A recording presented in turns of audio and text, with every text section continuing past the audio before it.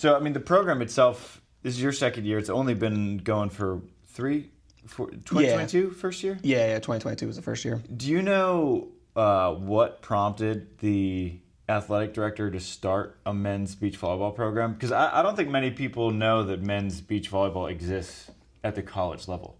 Yeah, so he started the women's program back in 2015, I believe. Okay. And he wanted to be the first D3 team for the women when they started the program, when they announced. Did he accomplish that? He did. Is this the first? Yep. Okay. For the women, they were the first. And then for the men, he was like in the same boat. He like just wanted approval from the president at the time. He's like, do I have permission to start a men's team? Yeah. And they just gave parameters like, hey, you just gotta separate it enough eventually. Right. And we're okay with that. And he was like, okay, we're gonna do it. And they announced in 2022 that they were gonna start the men's team for beach. And same thing, like he wanted to be the first one, in hopes that other D3 teams and other teams in general would just add on, right. Which they have.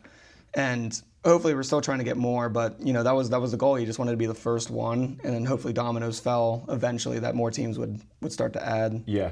So who right now? So the only schools that I know college-wise that have programs are the ones I saw. So Weber I've known for a little while. Erskine I just discovered. Am I even pronouncing that right? Yeah. Erskine. Liberty's got one. Mm-hmm. Who else has programs? So those three you just mentioned, us obviously. There's Reinhardt down in, I believe they're from Georgia. Okay. Stetson is looking to add, I believe. I've heard rumors that Jacksonville State might want to add. Okay.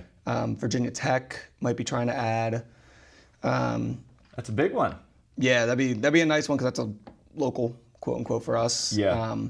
We've been trying to get Towson to add because like we have club tournaments here every once in a while, like just for practice matches. Like the teams and the quality isn't as good as like what we see normally in a regular season, but it's still like matches and stuff that our guys get experience from. Yeah. So like Towson, UMBC, Baltimore County, and a bunch of other schools. We're trying to get more of them to at least jump ship and be like, hey, like not jump ship, like jump on board, like be like, hey, let's start a men's team. Like it's just your indoor guys playing beach to start, and like eventually, you can separate it enough if you have enough guys and enough interest. Right. And like obviously up here, you get 6, 7, 8 months of good weather to do it, and it's not like you need to play beach during December, January, because like you're off school for most of that anyway. Like this year we had amazing weather all the way up until National Championship weekend. Like we didn't have to miss a practice because of weather, like cold weather or anything. Yeah. But yeah, like we're trying to get more teams to just want to add. Like if we can get more teams that are like, hey, like let's just get our indoor guys like trained during the fall for beach and indoor. Like you can do both. Like Liberty does both. Like they separate every other day. They do a different practice, whether it's an indoor practice or a beach practice. Yeah. And sometimes I believe that they'd even do both practices in the same day if they need to.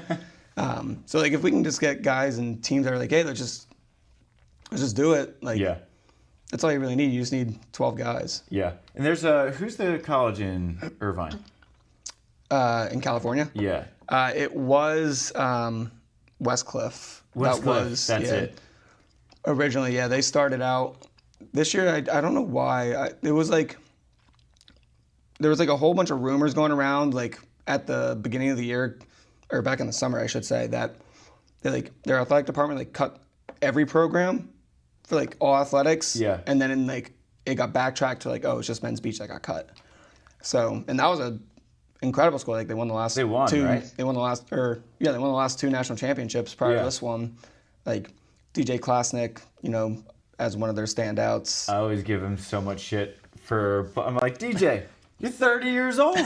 You've been playing professionally. Like, let the kids have their time. And that was the thing last year. Is like it was the same thing. Like he was talking so much like shit talk the entire time, and my guys are like, he's genuinely like 8 years older than us, and I'm He's a man. I'm like, it's okay.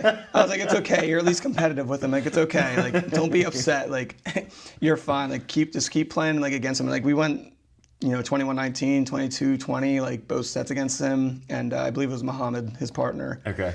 And it was like, hey, this is awesome. Like, you guys are playing fine. Like, it just shows that we're like right there. Like, in that year, we didn't do that great. Like at Weber, same thing. They didn't do that great. They lost to, I believe it was Lincoln Memorial. Okay. Who also, same kind of situation with as Liberty, where they do like both indoor and outdoor Yeah. practices like same day potentially. And like with the hurricanes and everything this year, like them and Tusculum, I also didn't mention them. They both like got hammered by the hurricanes. So like both of them didn't really end up having seasons at all because their facilities got destroyed. Yeah, we were supposed to go down there in October, early October, and that was right after Helene hit. And I think Tusculum was out of school for like 2 or 3 weeks straight because of no power and anything. And Lincoln Memorial, I think, was kind of in the same boat. Maybe not as bad. I didn't realize ULM would have been hit that because that's in Tennessee. Yeah, in Harrogate, Tennessee. Man, I didn't realize Tennessee got bashed that bad. Yeah, like that eastern, like northeastern corridor of Tennessee got ripped apart. It was crazy. So Helene was going through